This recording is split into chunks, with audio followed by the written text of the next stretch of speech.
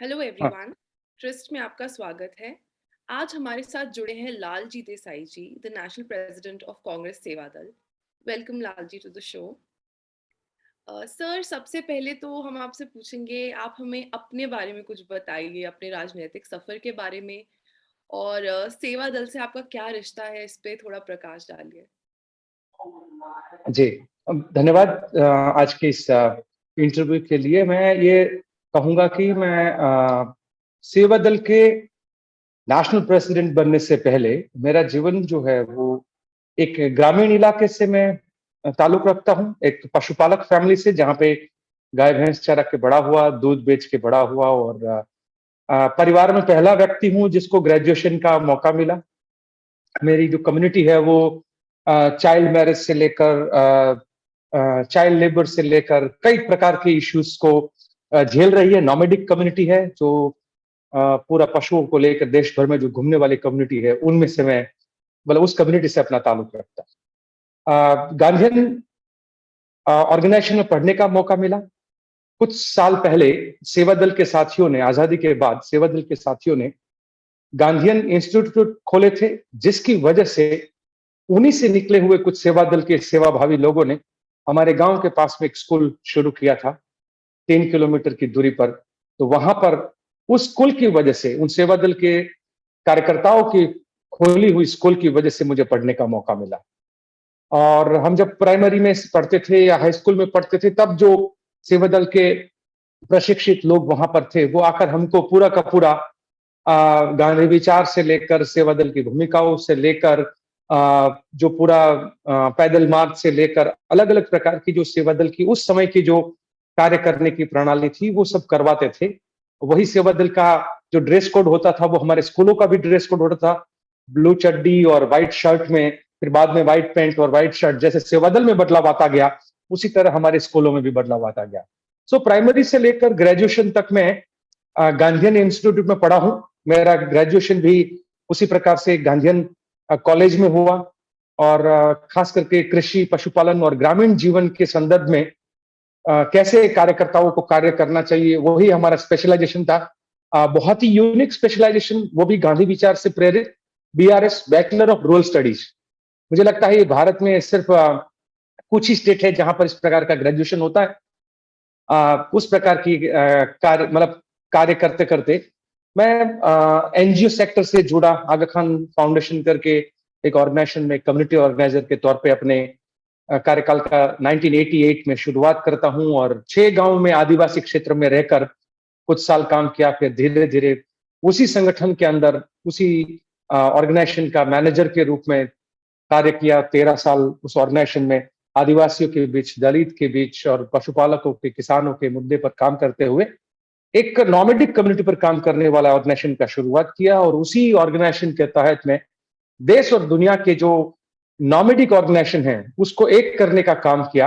और world alliance of mobile indigenous people और मेरे ही गांव में एक नॉमेडिक कम्युनिटी की महिलाओं का शासन में क्या भागीदारी होना चाहिए उस पर कर 32 देशों की महिला लीडर्स को इकट्ठा करके ग्रामीण इलाके में हमने महिलाओं के मूलभूत अधिकार, तो एक जेंडर इक्विटी का ट्रेनर के रूप में काम किया हूं। एक पार्टिसिपेटरी टूल्स एंड टेक्निक्स को डेवलप करने का काम करके वो कार्य कर रहा था। और खास करके जन आंदोलनों से ताल्लुक रखता हूं। 2000 में याद है मुझे, 2001 के साल में हम लोगों ने दिल्ली के अंदर संसद घेराव का कार्यक्रम किया था। राइट टू एजुकेशन के जो मूवमेंट चलाने वाले नाफरे करके एक अलायंस है, उसका मैं राष्ट्रीय लीडर था। तो पूरा ये जो शिक्षा का मौलिक अधिकार है वो लाने का, दबाव डालने का कार्य करने वाले संगठन से ताल्लुक रखता हूं। तो इस प्रकार से समानता के, जमीन के अधिकार से जुड़े हुए उस पर कार्यक्रमों में मैं कार्य कर रहा था। पॉलिटिक्स में दूर दूर तक का कहीं रिश्ता नहीं लग रहा था और लगता नहीं था कि मैं राजनीति में आऊंगा। पर जब गुजरात के मुख्यमंत्री ने एक तरीके से गुजरात के ही किसानों को बर्बाद करने का एक एसआईआर करके प्रोजेक्ट आया, स्पेशल इन्वेस्टमेंट रीजन, जो 50-50 हजार हेक्टेयर जमीन को एक साथ पूरी तरह से हड़पने का और लैंड ग्रैबिंग का वैसे तो ये कानून लेके आए। तो उसके खिलाफ लड़ने के लिए एक बड़ी लड़ाई जो लड़ी, उससे पहले छोटी छोटी काफी लड़ाई आदिवासियों के अधिकार के लिए, दलितों के मुद्दे पर, पशुपालकों के मुद्दे किया था। पर जब दो मुद्दों से मेरा जीवन में राजनीति में जो कहते हैं कि एक प्रवेश होने का और या उस तरह से झुकाव होने का हुआ, उसमें एक था कि 2002 में गुजरात में जो राइट्स हुए और गुजरात के राइट्स में जिस प्रकार से खुद पूरी शासन व्यवस्था जो है वो राइटिंग के सपोर्ट में लग गई और रक्षक ही जब भक्षक बनने लगे थे, तब लगा था कि मुझे राजनीति में आना चाहिए। तो और तब नॉन पॉलिटिकल पार्टी के रूप में लगा था कि अब इन संघी नाजी सोच वाले लोगों के खिलाफ की लड़ाई जो है वो खुलकर करने की जरूरत है। कोशिश किया, 80 ब्लॉक में अपना एक संगठन खड़ा किया और वो संगठन था जो खास करके मार्जिनलाइज कम्युनिटी का किस प्रकार से लड़ाई लड़ा जाए। पर सभी स्वयंसेवी संस्थाओं ने मिलकर सोचा कि अगर हम चुनाव में मैदान में उतरेंगे तो इसका फायदा भाजपा को मिलेगा, तो इसीलिए फिर सोचा कि नहीं, इस प्रकार की राजनीति नहीं करनी है, हम सिर्फ जननीति का काम करेंगे और सही विचारधारा को समर्थन करेंगे। तो कांग्रेस का समर्थन किया। तो ये मेरा एक पृष्ठभूमि है। और उसके बाद जब 2013 में गुजरात में मांडल बेचरा जी एसआईआर करके जो पूरा नरेंद्र मोदी और उनका ड्रीम प्रोजेक्ट था लोगों की, किसानों की जमीन लेने का, उस जमीन की लड़ाई में महिलाएं ट्रैक्टर ले लेकर निकल पड़ी, युवा जो है वो बाइक लेकर निकल पड़े और गांव गांव मैं 100 दिन तक घर नहीं गया था और यही प्रतिज्ञा लेकर निकला था कि जैसे मैं मानता हूं हम गांधी के मतलब उस स्ट्रेचर तक तो हम नहीं है, हम बहुत अपने आप को एक छोटा सा गांधी के विचारों का अंश को फैलावा करने वाले लोग समझते हैं। पर वही प्रतिज्ञा करके निकला था कि या जेल जाएंगे या मर जाएंगे, पर जब तक इस जमीन को इस एसआईआर से मुक्त नहीं करवाएंगे हम घर वापस नहीं जाएंगे। और मुझे याद है 15 अगस्त 2013 को हमारी जीत हुई थी और हमारे संगठन के साथियों ने जो चैलेंज किया था नरेंद्र मोदी को सीएम के तौर पे उनको, कि 15 अगस्त 2013 को तिरंगा ध्वज लहराने से पहले अगर ये एसआईआर यहां से रद्द नहीं हुआ तो हम पूरे के पूरे गुजरात के लोग जो हैं वो किसान लोग हैं वो गांधीनगर की ओर कूच करेंगे और आपके कैपिटल को चारों ओर से घेरेंगे अपने अधिकारों के लिए। गांधी के रास्ते पर सत्य और अहिंसा के प्रिंसिपल पर ये लड़ाई लड़ रहे थे, कोई दूसरों की तरह नहीं जो कि आजकल दंगों के दंगाई करते हैं, वैसा नहीं। तो उस लड़ाई के दौरान जीत होने से लोगों का हौसला और बुलंद हुआ और एक तरफ मुझे लगता है कि कांग्रेस के जो सीनियर लीडर हैं या हाईकमांड है उनकी नजर पड़ी कि कोई एक लड़का या एक युवा लड़ रहा है तो उसको किस तरीके से, तो मुझे बकायदा गुजरात के कांग्रेस में 2014 की 15 फरवरी को मेरा विधिवत तौर पे पॉलिटिकल एंट्री हुआ और मैं 3 साल तक गुजरात में कार्य करते हुए, राहुल जी को लगा होगा कि गांधी विचार से जुड़ा हुआ व्यक्ति है, संगठन का व्यक्ति है, अपने आदर्शों पर कुछ कार्य कर रहा है, तो ऐसे व्यक्ति को सेवा दल का जिम्मेदारी देना चाहिए। और शायद उनको कहीं से पता चला होगा कि मेरा कुछ सेवा दल का बैकग्राउंड भी है, बाल सेवा दल प्रकार की जो प्रक्रिया चलती थी, तो उसी हिसाब से मैं पिछले 3.5 साल, 3.25 साल से सेवा दल के राष्ट्रीय अध्यक्ष के तौर पर। जी, सेवा दल आखिर है क्या? आप अपनी नजर से हमें सेवा दल का दर्शन कराएं और उसके इतिहास के बारे में कुछ बताइए।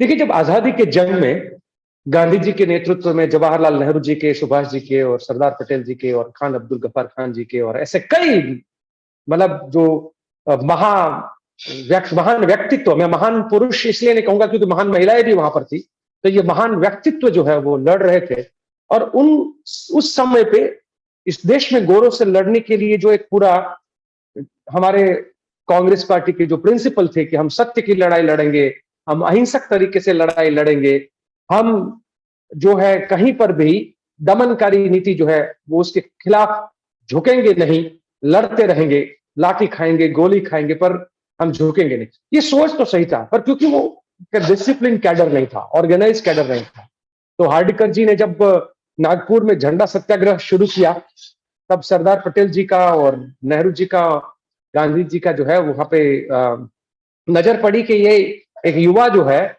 वो एक अलग प्रकार की डिसिप्लिन फोर्स की और झंडा के सत्याग्रह की बात करता है। तो ये हम कांग्रेस पार्टी का पहला फ्रंटल है और फ्रंटल का मतलब होता है जो फ्रंट पे आकर लड़े। तो हम अग्रिम संगठन के रूप में जिस प्रकार की गांधीयन विचारधारा, नेहरूवियन विचारधारा जो थी, उस विचारधारा के तहत हम जो लोग लड़ने के लिए एक फोर्स तैयार करना जरूरत था।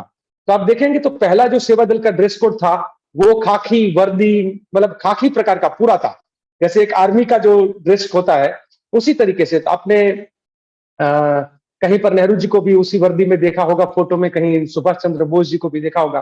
तो ये हमारा जो सेवा दल जो है वो एक ऐसी युवाओं की फौज जो वैल्यूज से जुड़ी हुई है, मूल्यों के साथ चलने वाली और लाठी गोली खाने वाली, पर कहीं माफी नहीं मांगने वाली, और हर जगह पे। तो आपने देखा होगा कि आजादी की जंग में 1930 में जो कांग्रेस के विधिवत तौर पे सेवा दल को जब उसमें सम्मिलित किया गया, 1923 में सेवा दल की स्थापना हुई, पर 1923 से 30 तक का जो है वो एक ऑटोनोमस तरीके से सेवा दल चलता रहा। बाद में कांग्रेस का एक हिस्सा बन के सेवा दल चला, और कांग्रेस सेवा दल का जो पहला नाम था हिंदुस्तानी सेवा दल।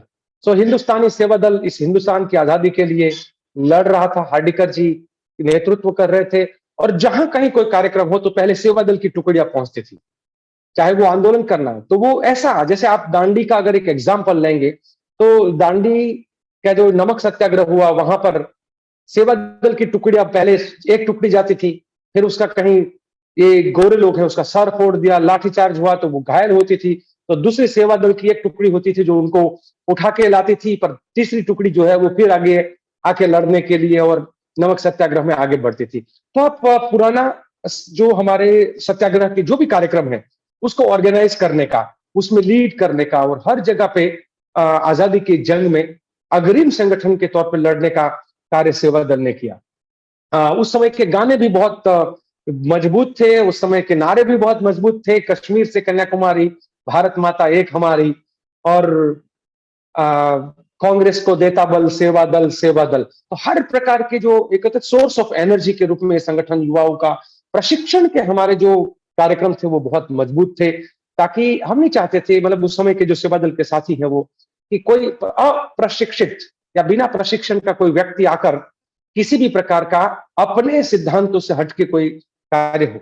आप आजादी के जंग में एक भूमिका और आजादी के जंग के बाद वाली जो भूमिका, कि देश आजाद हुआ, देश आजाद होने के बाद राष्ट्रपिता महात्मा जी को और नेहरू जी को, क्योंकि आप जानते हैं कि नेहरू जी सेवा दल के प्रथम राष्ट्रीय अध्यक्ष थे और हार्डिकर जी उसके संचालक थे। तो ये जो उस समय की जो टीम बनी हुई थी, उन्होंने जो सोचा था, तो वो एक सेवा दल को एक भूमिका के तौर पे, कि अब देश आजाद हुआ, अब सेना अपनी भारत की सेना बन चुकी है, तो अब जो ये हमारी, मैं तो मानता हूं कि आजाद भारत को आजाद कराने वाला जो पहला कोई सेना था तो वो सेवा दल था। इसीलिए सेवा दल के सैनिक ही कहते हैं कि आगे आगे बढ़ते कदम सेवा दल के सैनिक हम। तो वो हर गाने में एक उत्साह भरने का, और उस समय पे लाठियों से खेलने का, और कहीं कहीं जरूरत पड़ी तो, क्योंकि प्रोटेक्शन के लिए कोई ऐसे इलाकों में जाते थे, तो सेवा दल की सशस्त्र टुकड़ियां भी थी, गांधीयन थी विचारधारा, पूरी तरह से अहिंसक थी, फिर भी क्योंकि प्रोटेक्शन के लिए भी, तो वो आपको देखने को मिलेगा। तो लगता है कि ये भारत की आजादी के जंग में लड़ने वाला पहला सेना था जो सेवा दल था, और उस समय पे एक तरफ सफेद श्वेत सेना था और दूसरी तरफ एक दूसरी सेना शुरू हो रही थी जो इस देश को बांटने का, जहर फैलाने का काम कर रहा था। हमारे से महज 2 साल के बाद वो एक दूसरा संगठन शुरू होता है, वो देश को दूसरी ओर ले जाता है। मैं उसके में आऊंगा बाद में। पर से आजाद भारत होने के बाद जब महात्मा जी ने और नेहरू जी ने कहा कि अब आप लोगों को समाज की सेवा के लिए कार्य करना चाहिए, तो आप देखेंगे कि पूरे भारत में जो शैक्षणिक संस्थाएं, हेल्थ के संस्थाएं, या अलग अलग प्रकार से जो रचनात्मक कार्य करने के लिए जो संस्थाएं बनी, वो हर जगह पे कहीं ना कहीं वो सेवा दल के साथी ही थे। और इसीलिए हम गर्व के साथ भी कहते हैं कि भारत का पहले प्रधानमंत्री भी सेवा दल के राष्ट्रीय अध्यक्ष थे एक समय पे, और भारत देश के जो राष्ट्रपति बने वो भी सेवा दल से ही ताल्लुक रखते थे। तो सेवा दल से निकलकर बहुत लोग इस देश के प्रधानमंत्री भी बने हैं और इस देश के राष्ट्रपति भी बने हैं। कई राज्यों के मुख्यमंत्री है वो सेवा दल के सेनानी थे, वो चाहे वो सौराष्ट्र के ढेबर भाई हो, या चाहे मध्य प्रदेश के साथी हो, चाहे उत्तर प्रदेश के हो, हर राज्य में जब जाते हैं तो सेवा दल के साथी जो है वो कार्यकर्ता निर्माण का कार्य करते थे, वैल्यू बेस्ड लीडरशिप डेवलप करने का कार्य करते थे, समाज सेवा का कार्य करते थे। तो हम लोग कई सालों तक, मुझे लगता है कि 70s तक ये कार्य बाखूबी चला। हर महीने के अंतिम रविवार को ध्वजवंदन करके तिरंगा झंडा लहराकर हम गांव गांव में इस तिरंगे के सम्मान में कार्यक्रम करते थे।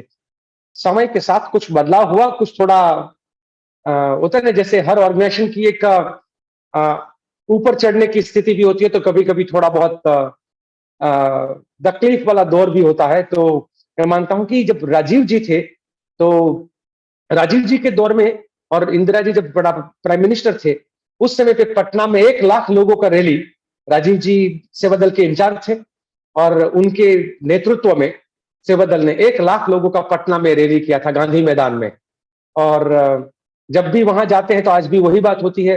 फिर पर राजीव जी के जाने के बाद, एक बार तरफ इंदिरा जी का जाना और एक तरफ बाद में राजीव जी की जिस प्रकार से शहादत हुई, उसके बाद सेवा दल को देखने वाला शायद कई सालों तक कोई नहीं था। तो सेवा दल है फिर एक सेरेमोनियल ऑर्गेनाइजेशन टाइप का धीरे-धीरे हुआ काफी। और राहुल जी ने जिस दिन जिम्मेदारी के तौर पे सेवा दल के साथियों के साथ, सोनिया जी ने बीच में प्रयत्न किया कि सेवा दल को और उठाया जाए, और क्योंकि बीच का समय ऐसा था कि बड़ा मुश्किल का दौर था, सेवा दल को राहुल जी जिस दिन जिम्मेदारी में आते हैं और एक अलग प्रकार की भूमिका देते हैं, तो उसके बाद फिर से सेवा दल अलग भूमिका में दिखाई देता है। आज के सेवा दल में और गांधी जी के समय के सेवा दल में सबसे बड़ा क्या फर्क है? देखिए, एक सबसे बड़ा बदलाव है वो समाज के अंदर का बदलाव है। भारत का खुद का बदलाव है, दुनिया के अंदर का एक बदलाव है। उस समय की जो हमारी परिस्थितियां थी, भारत जिस संघर्ष को उस समय पे झेल रहा था, क्योंकि वो लड़ाई गोरों के सामने थी। अब जो लड़ाई है चोरों के सामने, और इसीलिए सेवा दल जो नारा भी दिया है कि पहले लड़े थे गोरों से, अब लड़ेंगे इन चोरों से। तो सवाल यह है कि अब गोरों को पहचानना आसान था क्योंकि वो शासक थे और ब्रिटिशर थे, तो सीधा पहचान। अब सवाल यह है कि चोरों को पहचाने कैसे। चोरी जो है वो अलग अलग प्रकार की है। कहीं पर फाइनेंशियल चोरी है, कहीं पर विचारों की चोरी है, कहीं पर इस देश के संविधान के कमजोर करने की, उसके पर कुठाराघात करने की चोरी है। कहीं पर समाज को और जाति को और धर्म को बहाना बनाकर लोगों में जहर फैलाकर लोगों के जो सोच है उस सोच में जहरीलापन लाने की चोरी है। तो ये जो चोरी का जो व्याख्या हम लोग सोचते हैं कि मेरे देश के संविधान को कोई कमजोर कर दे, तो उससे बड़ी चोरी और क्या हो सकती है। फाइनेंशियल करप्शन तो छोटा मोटा, बाद में आप उसको इंक्वायरी करके भी उसको ढूंढ सकते हो। पर जो हमारे भारतीय मूलतः संस्कृति जो थी, क्योंकि अब देखिए हम लोग लगातार ये कहते हैं कि भारत की संस्कृति ही कांग्रेस की संस्कृति है। भारत की जो सोच है वही कांग्रेस की सोच है।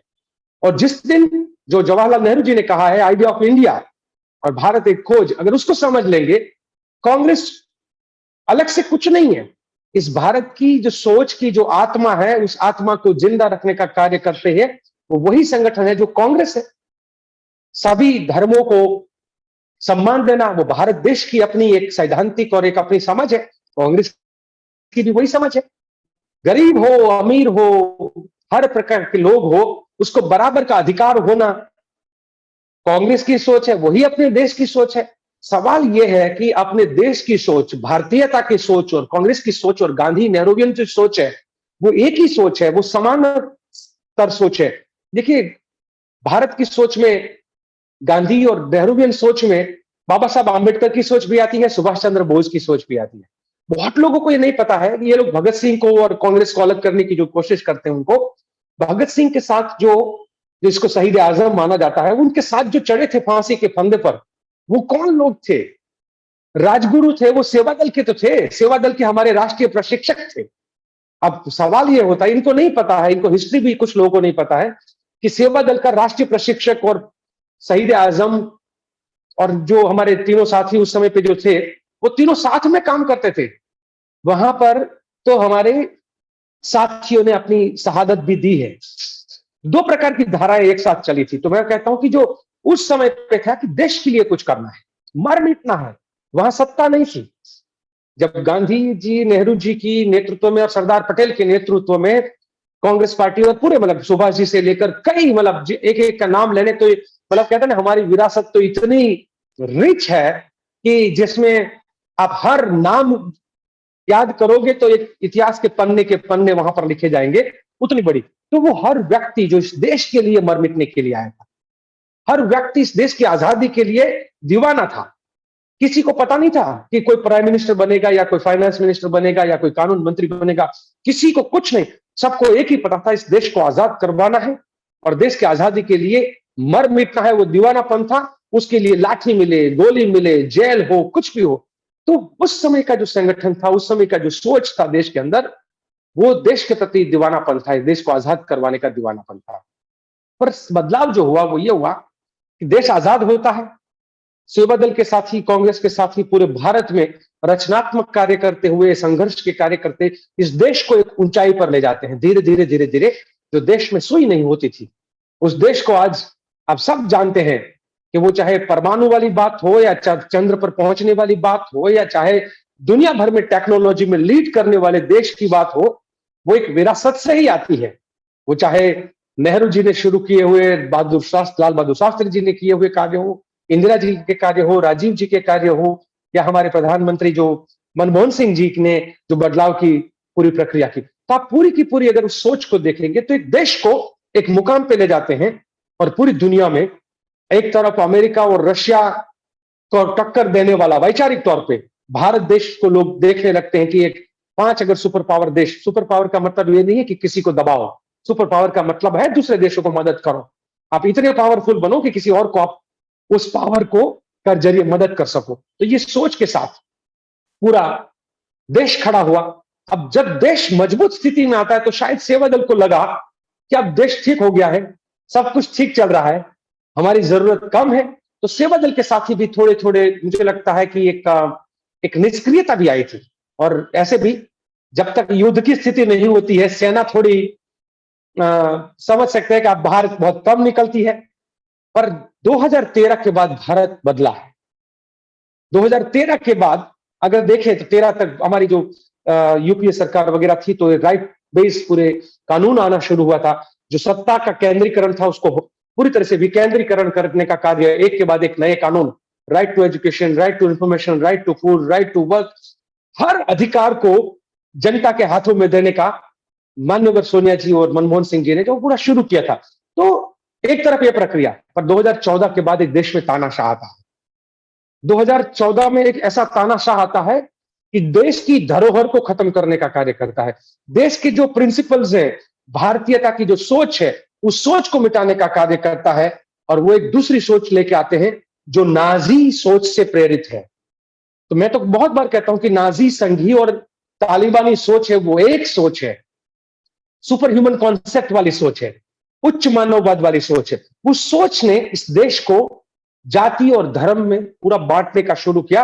और तब सेवा दल के साथियों को लगा कि भाई, जैसे गोरों ने इस देश को बर्बाद किया था, इन चोरों ने इस देश को बर्बाद करना शुरू किया है। अब दोबारा हमारी जरूरत है। तो युद्ध की स्थिति दोबारा शुरू हुई है, आजादी का दूसरा जंग इस लड़ने की जरूरत है। तो अब सेवा दल फिर से दोबारा मैदान में हर जगह पे दिखाई देने लगा है। और जो बदलाव है वो मैं ये कहूंगा कि बीच की हमारी सुस्ती को उड़ाकर अब फिर से 3,70,000 के आसपास की हमारी सेवा दल की आज सेना जो है, देश भर में राष्ट्र निर्माण, जनसेवा, संगठन निर्माण और नेतृत्व निर्माण के कार्यों को लेकर पूरा का पूरा प्रशिक्षण। और कहीं पर आप देखिए कि हमारी राजस्थान की टीम ने किसान संघर्ष यात्रा शुरू की, मध्य प्रदेश की टीम ने किया, उत्तर प्रदेश ने किया, हरियाणा ने किया। तो किसान दिल्ली की बॉर्डर पर लड़ रहे थे, तो सेवा दल उनके समर्थन में पूरे देश में आके किसान संघर्ष यात्रा, किसान समर्थन यात्रा, जिस राकेश टिकैत जी को गुजरात में जाना मुश्किल था, तो सेवा दल राजस्थान और सेवा दल गुजरात में मिलकर बोला कि नहीं, किसान की लड़ाई आप लड़ रहे हैं, हम आपको सपोर्ट करेंगे, तो गुजरात में उनको एंटर करो। तो अब सेवा दल है संघर्ष और रचना का कार्यक्रम। ये जो सोच जो है भारत को खत्म करने वाली, भारत के जो आइडिया ऑफ इंडिया को खत्म करने वाली, उसके खिलाफ हम खुल के लड़ रहे हैं। कुछ नारे हैं, मैं आपके सामने रखना चाहूंगा। वो नारे से पता चल जाए कि अब नया सेवा दल, जो गांधी के समय का सेवा दल था, नेहरू जी के समय का जो सेवा दल था, वो वापस आ रहा है। और वो वापस आ रहा है वही सोच के साथ, और सीधे चैलेंज कर रहा है उस सोच को जो कॉलोनियल सोच है, जो नाजी सोच है, जो संघीय सोच है, जो तालिबानी सोच है, जहां पे पैट्रियार्की हावी है, पितृसत्ताक समाज और उच्च मानववाद का जो कॉन्सेप्ट है, उसको चैलेंज हम लोग कर रहे हैं। क्योंकि ये पूंजीवाद, पितृसत्ता और जो धर्म के नाम पर धंधा करने वाले, इस सब को मिलकर जो एक नया पावर स्ट्रक्चर जो बना है, हम उसको चैलेंज कर रहे हैं। और वो चैलेंज का ये है, आपने देखा होगा कि संघी लोग हैं, डंडा लेकर निकलते हैं, तो हम लोग उनको कहते हैं, अगर तुम डंडों से तोड़ोगे हम झंडों से जोड़ेंगे, अगर तुम्हारे हाथ में डंडा है तो हमारे हाथ में झंडा। तो ये डंडे और झंडे की लड़ाई है, झंडा जोड़ता है और डंडा तोड़ता है। दूसरा यह है कि राष्ट्रवाद का जो कॉन्सेप्ट इन लोगों ने लेकर आए हैं, शुरू करता है संघी लोग राष्ट्रवाद से, कहते हैं कि हम राष्ट्रवादी हैं। मैं खुला चैलेंज करता हूं कि तुम्हारा राष्ट्रवाद है वो खोखला है, ढकोसला है। और वो इसलिए हम कहते हैं कि इस देश का बंटवारा करने का सबसे पहला राष्ट्रवाद के नाम पर अगर किसी ने प्रस्ताव रखा था तो वो सावरकर था, जो 1937 में अहमदाबाद में हिंदू महासभा में रखा था। और उन्होंने कहा था कि ये देश दो धर्मों से बना हुआ है, एक साथ नहीं रह सकता है, इसलिए ये देश के दो टुकड़े होने चाहिए। ये पहली सबसे घटिया सोच अगर किसी के दिमाग में पैदा हुई थी तो वो सावरकर जी के दिमाग में पैदा हुई थी। उसके बाद देखिए, थोड़े समय के बाद, थोड़े साल के बाद मोहम्मद अली जिन्ना भी कहते हैं कि देखिए, ये लोग कहते हैं कि दो धर्म के लोग एक साथ नहीं रह सकते हैं, इसीलिए हम लोग 1942 में मोहम्मद अली जिन्ना डिमांड करते हैं। तो ये फिर सावरकर के साथी और सावरकर खुद एक और रेजोल्यूशन पास करते हैं और कहते हैं कि हम मोहम्मद अली जिन्ना के डिमांड को समर्थन करते हैं और हम ये मानते हैं कि ये दो धर्म के लोग एक साथ नहीं रह सकते। तो देखिए, उस सोच के खिलाफ ये लड़ाई है। गांधी ने शहादत दी, भारत को एक रखने के लिए शहादत दी। टुकड़े करवाते हैं सावरकर और जिन्ना, और गोली मिलती है गांधी जी को, पूरा का पूरा ये लोग ब्लेम उधर कर देते। उसके अलावा अगर आप देखेंगे कि खुद सावरकर बार बार 9 बार माफी मांगा है और उसका एविडेंस हमने दिया है। 60 रुपीज की दलाली अंग्रेजों से उस समय पे ली है जब टीचरों का सैलरी जो है वो 40 रुपया नहीं होता था, जब शिक्षकों के सैलरी 40 नहीं होता था, तब 60 रुपया दलाली सावरकर को अंग्रेज से पेंशन के रूप में मिलती थी। उसी समय का एक और बहुत सारे एविडेंस है, मैं अभी उसमें डिटेल में नहीं जाऊंगा, पर मैं जो कहता हूं कि उस समय से जो गद्दारी चली आ रही है, आज भी ये लोग गद्दारी कर रहे हैं। और मैं ये कहता हूं कि राष्ट्रवाद या देश प्रेम क्या होता है? देश प्रेम का मतलब है देश के लिए त्याग करना, बलिदान देना, कुर्बानी देना। तो कुर्बानी की, बलिदानी की विरासत इधर है, गद्दारी की विरासत उधर है। तो सेवा दल लगातार इस बातों को लेकर जनता के बीच में जा रहा है और ये कह रहा है कि ये गद्दार गद्दार शब्द करके जो बार बार जहर फैला रहे हैं उसको जवाब देना चाहिए। देश के झंडे को ना माने, वो किसी भी देश का गद्दार होता है, किसी भी देश का। देश के राष्ट्रगान को ना गाए, वो देश का गद्दार होता है। देश के संविधान को सर्वोपरि ना माने, वो देश का किसी का गद्दार होता है। और उसी देश की जनता की, चाहे भारत का नागरिक है तो भारत की, और चाहे चाइना का है तो चाइना की, और चाहे मंगोलिया का है तो मंगोलिया की, उसी मातृभूमि के संतानों को आपस में बैरी बनाए तो वो देश का गद्दार होता है। और ये चारों मामले में जो नाजियों ने जर्मनी में किया और संघियों ने भारत में किया है, वो ना देश के झंडे को मानते हैं, ना राष्ट्रगान को गाते हैं, ना वो संविधान को मानते हैं, और इस भारत माता के संतानों को आपस में बैरी बनाते हैं। तो ये लड़ाई जो है, उस गद्दारी की सोच जो है उसको मिटाने की है, किसी व्यक्ति को नहीं मिटाना है, और उस सोच को खत्म करके जोड़ने की भावना, सबके प्रति प्यार और करुणा की भावना को लाने की। तो अभी का जो सेवा दल है वो भारत को जोड़ने का कार्य करता है, राष्ट्र का निर्माण का कार्य जो हमारा सोच है वही है। और इसीलिए एक नारा जो हमने कहा है कि देश का झंडा तिरंगा, नहीं चलेगा दो रंगा। देश का झंडा तिरंगा है और झंडा ही सर्वोपरि होता है। ये दो रंगा, कवि कबीर ने भी कहा है कि दो रंगों का विश्वास नहीं करिएगा। भारतीय जनता पार्टी का झंडा दो रंग का है, कांग्रेस का झंडा तीन रंग का है, देश का झंडा तीन रंग का है। और ये तिरंगी सोच है। एक्चुअली तिरंगी सोच का मतलब है कि हम रंगों में बंटने की जगह पे रंगों को भी जोड़ने का कार्य करना चाहिए। तो सेवा दल अभी उस कार्य में लगा है, राष्ट्र निर्माण के और जन सेवा के लिए 7 समितियां हमने बनाई है। शिक्षा के पर, स्वास्थ्य पर, हमारे स्पोर्ट्स के एस्पेक्ट पर, ग्राम विकास के मुद्दों पर, पर्यावरण के मुद्दे पर। तो हम अलग अलग जो और खास करके जो जहां पर कभी कुदरती आफत जिसको कहते हैं कि कहीं अचानक कोई ऐसी घटना हो जाए, फ्लड आ जाए या कहीं अर्थक्वेक हो जाए या कुछ, तो वहां पे पहुंचने के लिए, तो वहां के लिए भी एक टीम। तो जन सेवा और राष्ट्र निर्माण और तहत अभी सेवा दल कार्य कर रहा है। हम 7 भागों में काम को बांटे हैं और 7 स्तर का संगठन बनाया है। हम राष्ट्र से शुरू करके राज्य के पर जोनल है, राज्य है, और राज्य के बाद हमारा जिला है, और जिले के बाद हमारा ब्लॉक है, ब्लॉक के नीचे मंडल है और मंडल के नीचे बुनियाद है। तो हम अपनी बुनियाद को मजबूत करने का कार्य कर रहे हैं और हर महीने के अंतिम रविवार को हम लोग हैं वो देश का झंडा फहराने का पब्लिक पार्कों में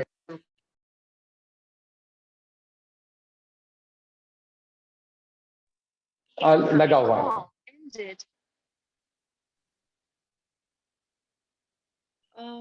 संघ भी सेवा की बात करता है, तो संघ की सेवा भाव और सेवा दल के अस्तित्व में क्या अंतर?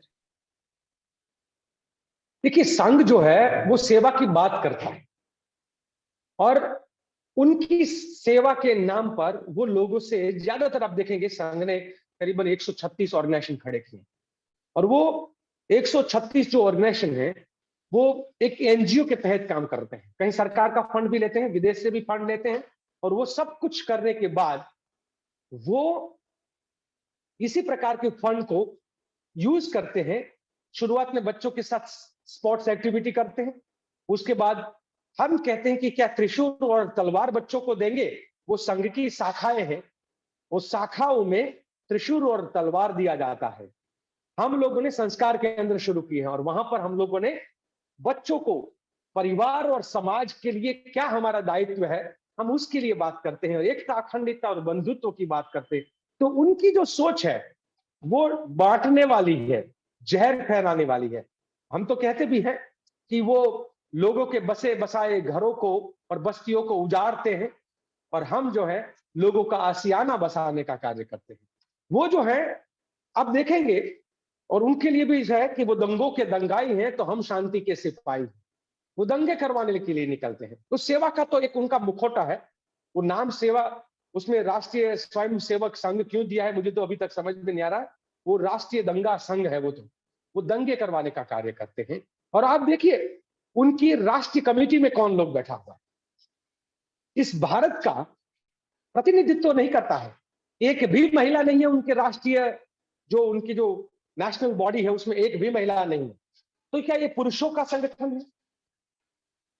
दूसरा है उसमें एक भी माइनॉरिटी का व्यक्ति नहीं है, ठीक है, एक धर्म का संगठन है। उसके बाद आगे बढ़िएगा, एक भी दलित नहीं है, एक भी आदिवासी नहीं है, एक भी पिछड़े वर्ग का व्यक्ति वहां नहीं है, जो देश के 80% आबादी है। और 50% अगर महिला देखें तो इस देश के 90% व्यक्तियों को जो रिप्रेजेंट करता है वो तो वहां दिखाई नहीं देता है। ये सिर्फ और सिर्फ पैसे वाले पुरुषों का अपर कास्ट का एक संगठन है जो अपने धंधों को छिपाने के लिए, अपने काले कारनामों को छिपाने के लिए संघ में जुड़ते हैं और फिर बाद में धंधा करते हैं। यही उनकी सेवा का एक तो ये जो सेवा का उनका जो नाटक आप देखिएगा वो कहीं लाशों को के साथ फोटो खिंचवाते हैं। मुझे बड़ा दर्द होता है। इस बार हमारे सेवा दल के साथियों ने कई स्मशान और कब्रिस्तान में कार्य किया, तो वहां पर कहीं पर भी फोटो खींचवा के अपना कार्य नहीं किया,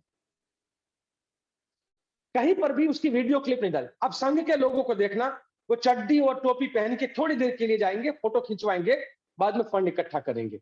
हाँ, उनके पास एक डिसिप्लिन फोर्स है, उस बात को मैं मानता हूं, और करीबन करीबन उनका दावा है 7 लाख का डिसिप्लिन फोर्स का, पता नहीं 7 लाख एक काम है ज्यादा, पर वो लोग डराने का कार्य करते हैं।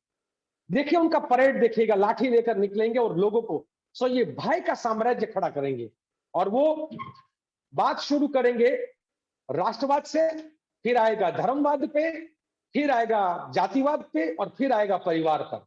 तो ये संघ का जो कार्य करने का मूलतः तरीका, वो संघ को ये पूछना चाहिए लोगों को कि आप अगर इतनी बड़ी सेवा का भेख लेकर बैठे हुए हैं तो आप लोगों के लिए पूर्ण रूप से जो कार्य करना चाहिए बिना चंदा का कर सकते हैं क्या? बिना सरकार संस्थाओं को रजिस्टर क्यों करवाते हैं? एनजीओ के नाम पर क्यों रजिस्ट्रेशन करवाते हो? और वही एनजीओ फॉरेन फंड क्यों लेती है? तो ये पूरे चंदा पे चलने वाले, बाहर के चंदा पे चलने वाले, सरकार के चंदा पर चलने वाले संगठन है। और मैं मानता हूं कि सेवा दल का साथ, अच्छा उनके एक और है, उनके साथ जो जुड़ते हैं वो ज्यादातर एक पर्टिकुलर क्लास और पर्टिकुलर कास्ट के लोग होते हैं। सेवा दल के अंदर हर जाति, हर धर्म, दोनों, मतलब हम लोग जो कहते हैं महिला और पुरुष, और हर कोई जुड़ता है। गांव का किसान भी होता है, आदिवासी भी होता है, दलित भी होता है, मजदूर भी होता है, पशुपालक भी होता है। तो ये ऐसा क्यों हुआ संघ के अंदर कि उनके साथ जो सर्व संघ, जो उनके पूरे सबसे सर्वोच्च पद पर सर संघ संचालक जिनको कहते हैं, वो 7 बने हैं। 7 में से 6 है, वो सिर्फ चित्पावन क्यों बने? एक ही कम्युनिटी के, एक ही विस्तार के लोग क्यों बनते हैं? इस देश के अंदर बहुत समुदाय है, बहुत जाति और धर्म के लोग हैं। तो वो सेवा दल और उसके बीच में जो बेसिक फर्क है वो है कि हम पूरे भारत के साथियों के साथ चलते हैं, और वो सिर्फ एक दूसरी कट्टर सोच को लेकर निकलते हैं, जो नाजी सोच है। जी। एक सवाल ये है मेरा कि जैसे आरएसएस का एक ऑर्गेनाइज्ड कैडर है, और इस सवाल में मेरे दो सवाल होंगे। जैसे आरएसएस का एक ऑर्गेनाइज्ड कैडर है, और भी पार्टीज है सीपीएम की तरह जिनका अपना ऑर्गेनाइज्ड कैडर है, वैसे ही कांग्रेस का क्यों नहीं बन पाता है? पहला सवाल ये। और उसके साथ ही मतलब इसमें ही एक छोटा सवाल कि जैसे आरएसएस में पन्ना प्रमुख होते हैं, वो कुछ अपने कुछ घरों के इंचार्ज रहते हैं और उनको वो हैंडल करते हैं, वैसा सिस्टम क्या सेवा दल में भी है? और अगर नहीं है तो क्यों नहीं है? देखिए, शुरुआत का मतलब जो एक समय था जहां पर लोगों का कार्य करना, लोगों का दिल जीतना, वो बहुत बड़ा काम था। तो सेवा दल के साथियों ने सिर्फ चुनाव जीतने की जगह पर लोगों के दिल जीतने के कार्य कर रहे थे, इसलिए रचनात्मक कार्यों में लगे थे। पर आरएसएस के सपोर्ट से भाजपा ने, बिल्कुल, वो जितना दावा करते हैं उतने पन्ना प्रमुख भी नहीं है, उतना सब कुछ नहीं है। वो एक पता नहीं, एक हवा बना के रखा हुआ, पर फिर भी है तो उसको स्वीकारना पड़ेगा कि उसका वो काडर सिस्टम है, वो कंपेरेटिवली आज मजबूत है। पर उसके सामने ये भी देखने की जरूरत है कि अगर ये आरएसएस का और भाजपा का काडर सिस्टम इतना मजबूत है, वो लोग पन्ने पन्ने तक अगर पहुंच गए, तो आज भी मध्य प्रदेश में कांग्रेस के एमएलए को उनको क्यों ले जाना पड़ रहा है? आज भी गुजरात में एमएलए को उनको क्यों खरीदना पड़ रहा है? आज भी मणिपुर में वो लोग लास्ट टाइम क्या किया है, गोवा में क्या किया है, कर्नाटक में क्या किया है, सिक्किम में 15 एमएलए खरीदने का काम उन्होंने क्यों किया? तो अगर ये इतना बड़ा कैडर बेस है, तो फिर भी इनको मेंबर ऑफ पार्लियामेंट और एमएलए और वो सब है, वो दूसरी पार्टियों से और कांग्रेस से ला ला के उनको मिनिस्टर्स क्यों बनाना पड़ रहा है? मुझे लगता है कि ये आ, सालों से चली आ रही यही बात है कि वो जितना दिखाते हैं उतने धरातल पे मजबूत नहीं है। मैं आरएसएस को और भाजपा को ये कहता हूं कि ये महज पत्तों का महल है। एक जनता का सोच का झोंका जब चलेगा हवा के झोंके की तरह, तो ये ढेर हो जाने वाला है। पर सेवा दल के बारे में, और आप जो हम मुझे सवाल पूछे, मैं अपने दायित्व को स्वीकार करता हूं और कहता हूं कि बीच का समय हमारा एक सुस्ती का समय गया। हमने ये सोच लिया कि अब सब कुछ ठीक है, अब ज्यादा भूमिका नहीं है।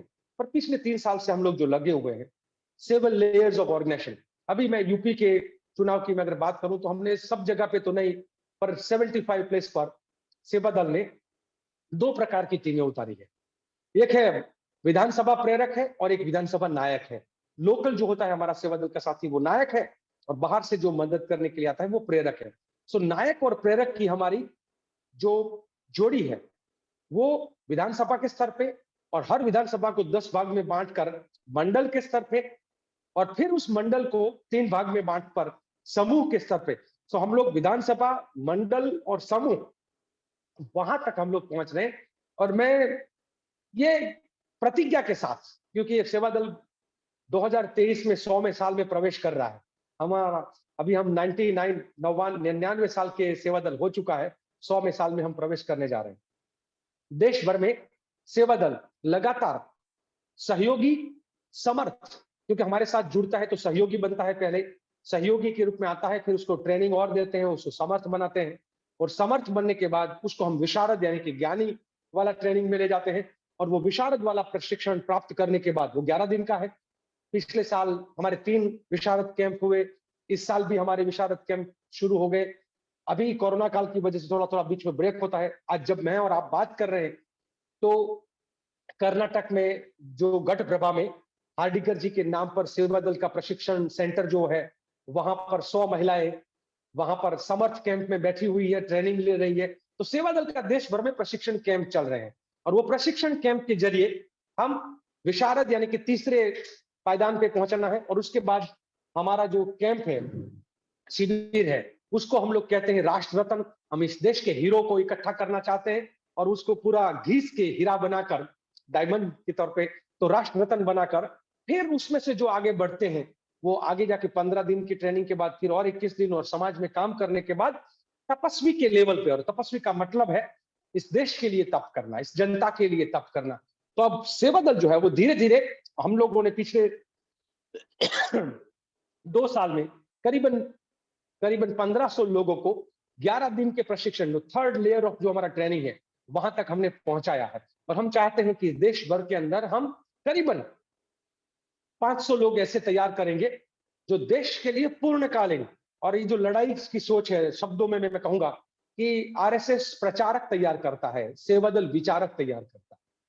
प्रचारक और विचारक का जो बेसिक डेफिनेशन डिफरेंस जो मैं कहना चाहता हूं वो है, प्रचारक का मतलब है प्रचार करना, और वो वही प्रचार करता है, और वो अच्छे भले इंसान को प्रचारक बना देते हैं। मैं कहता हूं अच्छे भले इंसान को प्रचारक बना देते हैं, और उसका मतलब क्या है कि वो वही सोचेगा, वही देखेगा, वही सुनेगा जो उनके आका उनको कहते हैं। तो वो प्रचारक तैयार करते हैं, अंधभक्त दूसरे भाषा में कहें तो तैयार करते हैं। हम विचारक तैयार करते हैं, और विचारक तैयार करने की जो प्रक्रिया है हमारी, यात्रा जो है वो हमारी, वो यात्रा ये है कि पहले अपनी ताकत को समझेंगे, पहले खुद को समझेंगे कि मेरी शक्तियां, मेरी कमजोरियां क्या हैं।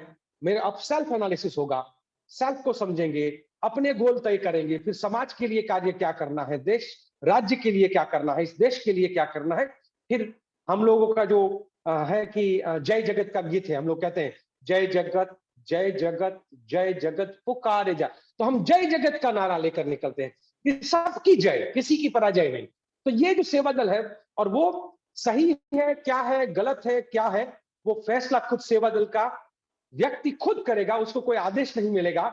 तो उधर आदेशित होते हैं, हमारे स्वयं निर्देशित होते हैं। तो ये जो प्रक्रिया के तहत हम चाहते हैं और एक दावा करते हैं कि आने वाले 2 साल में हम देश के हर गांव में तिरंगा झंडा फहराने के लिए सेवा दल का कार्यकर्ता तैयार करने का कार्य कर रहे हैं। हम आने वाले चुनाव के लिए गुजरात के लिए अब फिर से अपनी 182 टीमें तैयार कर रहे हैं, क्योंकि वहां पर 182 विधानसभा की सीटें हैं। उसी तरीके से हम हिमाचल के लिए अपनी टुकड़ियां तैयार कर रहे हैं। जरूरत है और कैडर। ज्यादातर लोग ये सोचते हैं कि we are just a movement, और काफी लोग भाषण में बोल देते हैं कि Congress is not a cadre based organisation, Congress is a आंदोलन, मूवमेंट है। पर मैं ये उस बात से, कांग्रेस एक विचार है, और उस विचार से आंदोलन पैदा होता है। पर वो विचार से जो आंदोलन पैदा होता है, उस आंदोलन को कैरी करने के लिए आपको कैडर चाहिए। तो आजादी के जंग से लेकर 1980 तक हमारे पास एक कैडर था, और वो था सेवा दल। और इसीलिए इंदिरा जी भी कहती थी कि कांग्रेस सेवा दल की रीढ़ की हड्डी है। और कांग्रेस की सेवा, मतलब रीढ़ की हड्डी जो सेवा दल है, वो रीढ़ की हड्डी थोड़ी बीच में कमजोर हुई थी, अब दोबारा ताकत के साथ उभर के आ रही है। और मैं लगातार कुछ शब्द, राहुल जी की मौजूदगी में भी एक शब्द हमने अजमेर में कहा था, 35 साल के बाद सेवा दल का राष्ट्रीय अधिवेशन हुआ, बीच का 35 साल नहीं हो पाया था, तो 2019 में हुआ।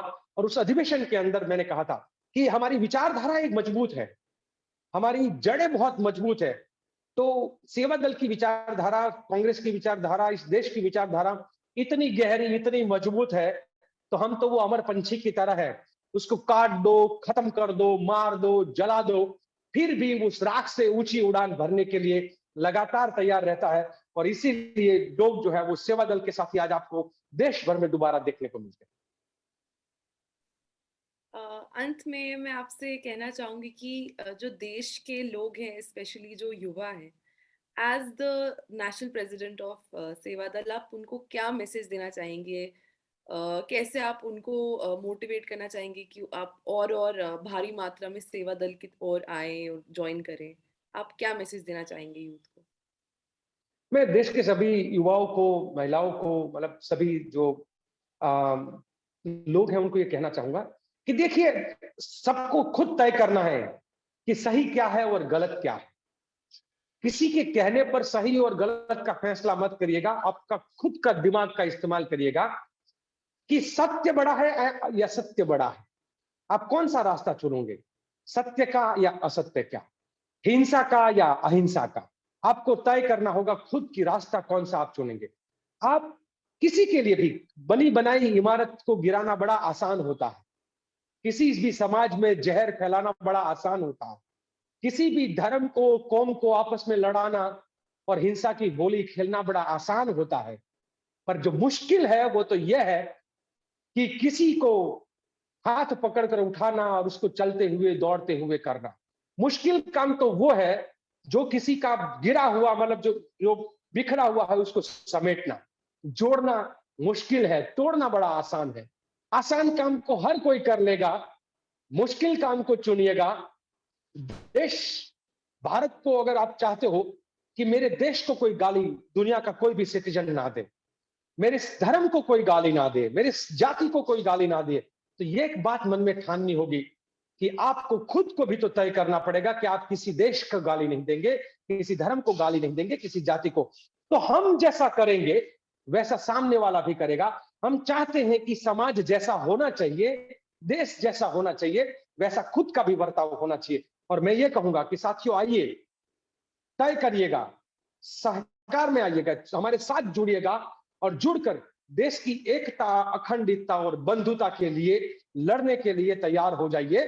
सही रास्ते पे आ जाइए। और सही का मतलब होता है, देखिए हमको चाहिए क्या, समानता या असमानता, वो भी तो तय करना पड़ेगा। जितनी असमानता बढ़ेगी, जितनी असमानता बढ़ेगी उतनी अशांति बढ़ेगी। अगर आपको शांति चाहिए तो समानता भी होना चाहिए। आपको अगर समानता चाहिए तो वहां पर समान अधिकार की जरूरत पड़ेगी। तो मैं चाहूंगा कि समानता के हक के लिए, सबको साथ में जोड़ने के लिए, एक दूसरों के दिल में प्यार जगाने के लिए, अगर आप कुछ करना चाहते हैं, इस भारत देश का गौरव को बढ़ाना चाहते हैं, तो मेरा देश अगर मेरा गौरव तभी बनता है कि मैं हर